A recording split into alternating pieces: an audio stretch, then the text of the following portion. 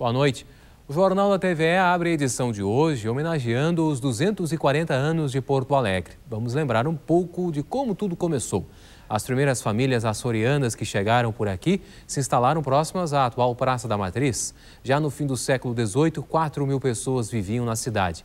A localização à beira do Guaíba fez da capital um importante entreposto comercial. Este mapa de 1840 mostra os limites da cidade, que quase um século depois era uma metrópole com transporte público, áreas de lazer, prédios imponentes.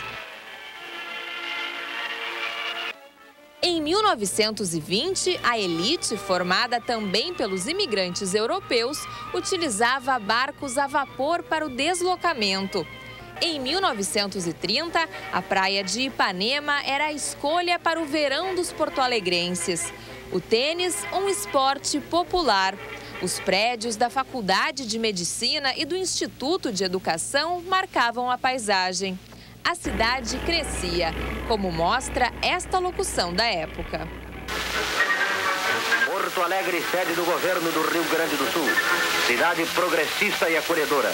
Com uma população de quase 500 mil de pessoas, simboliza bem o espírito realizador dos habitantes deste estado. O processo de industrialização era evidente. O centro da cidade crescia e preservava os prédios históricos, como o Palácio Piratini, o Hotel Majestic, a Prefeitura e a Praça do Demai, no Moinhos de Vento. É ela, junto com muitos outros pontos da cidade, que mostram que Porto Alegre pode crescer, mantendo sua história preservada. O gosto pelo inverno, a vizinhança com os hermanos, a herança multirracial. Características que fazem do Porto Alegrense um tipo peculiar entre os brasileiros. Quem vive em Porto Alegre sabe das coisas que só tem aqui. Pôr do sol do Guaíba, chimarrão na Redenção, usina do gasômetro e, é claro, expressões que só se falam por aqui. O escritor Luiz Augusto Fischer, autor do Dicionário de Porto Alegrês, conhece bem o jeito dos moradores da nossa capital. Quando a gente sabe que frio vem chegando, como é agora, está acabando o verão, começando o outono, a gente já fica com outra disposição, né? E o frio, propriamente dito, enfim, ele proporciona certas experiências que, sei lá, no Rio tu não teria, né? O que significa o cara ler no frio, por exemplo? Né? O que significa tomar um vinho no frio, reunir com os amigos. Então, churrasco, né?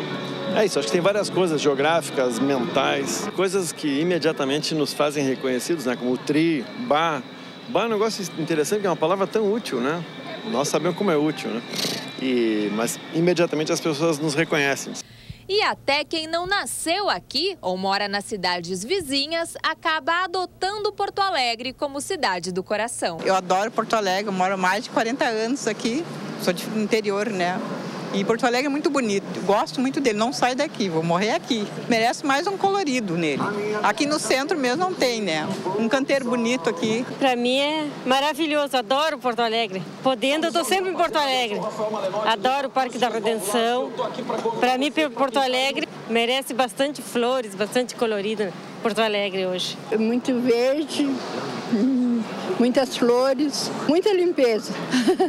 Essa relação de proximidade e orgulho de Porto Alegre foi o que tornou a cidade tão presente na música e na literatura. O negócio de falar de Porto Alegre na literatura, nas canções não é muito antigo, não. Isso é uma coisa dos últimos, sei lá, 30 anos. Eu que já sou um velhinho, já posso dizer que eu vivi uma época em que não era comum falar de Porto Alegre. Quem começou a fazer isso foi exatamente a minha geração cronológica, né? O Nelson Coelho de Castro, o Bebeto, Ney Lisboa e tal. Depois o Vitor Ramil e depois o Humberto Guessing e depois toda a gurizada, né? Mas eu até costumo dizer que quando eu ouvi a primeira vez a Bideobaldi cantando, eu tive a nítida sensação de que tínhamos vencido a guerra, entendeu? Porque os caras falam com uma naturalidade o porto-alegrense.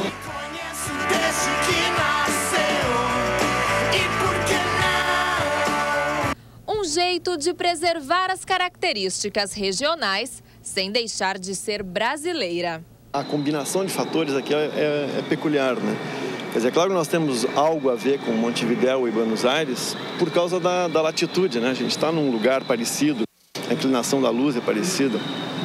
Por outro lado, é uma cidade muito germânica. Hoje também um pouco se perdeu isso, mas aqui onde a gente está, o chalé da Praça 15, toda essa região aqui, indo em direção ao norte, pela Alberto Bins, pela Cristóvão, pela Farrapos e tal, é uma região que foi muito densamente povoada por gente de origem alemã. Ao mesmo tempo, a gente tem um negócio de vida popular muito intenso, que muitas vezes a gente nem presta atenção, mas o nosso carnaval é um negócio muito forte, muito entranhado. E essa mescla, né, é que nos dá essa característica, sem prejuízo de a gente continuar sendo brasileiro, porque a gente faz coisa que em outros lugares do Brasil também se faz. As estações, o verde, a aquarela dos ipês. O governo do estado lançou hoje o Pronat